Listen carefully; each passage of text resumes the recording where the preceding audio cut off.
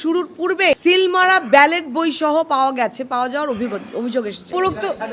উপরোক্ত ঘটনাসমূহ একটি অবাধ, সুষ্ঠু ও নিরপেক্ষ নির্বাচনের সাংবিধানিক নিশ্চয়তা, বাংলাদেশ সংবিধানের অনুচ্ছেদ 119 অনুযায়ী নির্বাচন কমিশনের দায়িত্ব পরিপন্থী। ইতোমধ্যেই সহকারী রিটার্নিং অফিসারের নিকট লিখিত অভিযোগ দায়ের করা হয়েছে, তবে কার্যকর প্রতিকার পাওয়া যায়নি। অতএব আমরা এখন আমাদের আবেদন থাকবে আরপিও 1972 আর্টিকেল 91A ইলেকশন কমিশনের তত্ত্বাবধান ও নিয়ন্ত্রণ ক্ষমতা এবং প্রযোজ্য অন্যান্য ধারার আলোকে সংসদীয় আসন 187 ঢাকা 14 এর ঘোষিত ফলাফল অবিলম্বে স্থগিত করা হোক।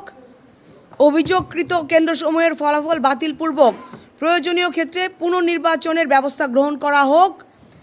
একটি নিরপেক্ষ উচ্চ পর্যায়ে তদন্ত কমিটি গঠন করে সকল অভিযোগ তদন্ত করা হোক।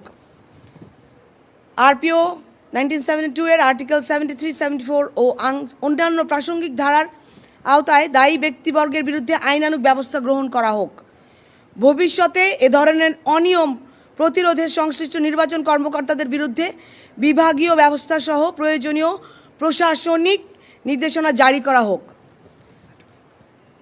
ন্যায় বিচার, ভোটারদের সাংবিধানিক অধিকার ও গণতান্ত্রিক প্রক্রিয়ার সুরক্ষার্থে আমরা আপনাদের জরুরি হস্তক্ষেপ একান্তভাবে কামনা করছি।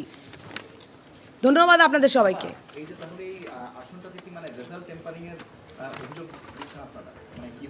ইলেকশন ইঞ্জিনিয়ারিংয়ের অভিযোগ দিচ্ছি। একমাত্র একটা আসন যেখানে সকাল থেকে আমরা এইগুলোর সম্মুখীন হচ্ছিলাম। কিছু আমাদের পোলিং এজেন্টকে বসতে দিচ্ছে না কিছু কেন্দ্রে। তারপরে বিভিন্ন সময় শুরু হলো যে প্রশাসনের আংশিক অংশ দ্বারা এবং ওই যেই একটা প্রতিদ্বন্দ্বী দল জামাত ইসলামের মানুষজন এসে আমাদের যে কর্মীরা তাদেরকে মারধর করে তাড়িয়ে দিচ্ছে কেন্দ্রের সামনে থেকে। এই একটা পরিস্থিতি সৃষ্টি করা হয় কারণ সাধারণ জনগণ ভোট দিতে চায় নিরাপদ একটা পরিবেশের মধ্যে। যখন এরকম বিশৃঙ্খলা করা হয় তখন কিন্তু তাদের ক্ষেত্রে এই জিনিসটা কমে যায়। বিভিন্ন কেন্দ্রে ভিতরে এত স্লো ছিল ভোট গ্রহণটা, দোতলা 3 তলাতে আমরা নিজেরা গিয়েছি, দেখেছি। প্রত্যেকের কমপ্লেইন 2 ঘন্টা 3 ঘন্টা তাদেরকে দাঁড় করিয়ে রাখা হয়েছে। প্রায় 500 ভোটার 2 ঘন্টা থেকে 3 ঘন্টা দারুসালামের কেন্দ্র প্রাথমিক বিদ্যালয়। এরকম আমরা প্রত্যেকটা কেন্দ্র ভিত্তিক অভিযোগগুলো দায়ের করছি। আমার পোলিং এজেন্টকে মাঝ সময়ে মিডল টাইমে আনসার দ্বারা তার স্বাক্ষর নিতে আসা হয়েছিল। কেন আমার নির্বাচন শেষ না হওয়ার আগে তাদেরকে স্বাক্ষর দিতে বলা হচ্ছিল? এটা আমি আপনাদেরকে 3টা বললাম।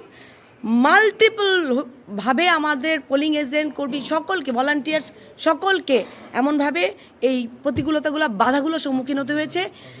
আরেকটা সবচেয়ে বড় কথা, গতদিন রাত আজকে পর্যন্ত ক্লিয়ার করা হয়নি 14 আসনের প্রত্যেকটা কেন্দ্রের ফলাফল কি হয়েছে। এটার মানেটা কি? 11 তারিখ রাত থেকে আজকে পর্যন্ত আমরা অপেক্ষা করে আছি। আমাদের ভোট গ্রহণ শুরু হয়েছে 4:30টায়, ভোট শেষ।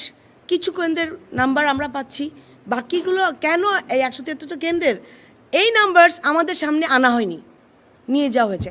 এইগুলোর জবাব জনগণের সামনে আনতে হবে, পরিচ্ছন্নভাবে ক্লিয়ার করতে হবে, জবাবদিহি করতে হবে। কারণ আমরা জানি, আমরা দেখেছি কতজন ভোটার ভোট দিতে এসেছে এবং প্রত্যেকটা মানুষ স্বচ্ছন্দের সাথে যেতে যেতে বলে গেছে যে তারা ধানের শীষকে ভালোবাসে এবং আমরা দেখতে পেয়েছি সেটা জনগণের মধ্যে।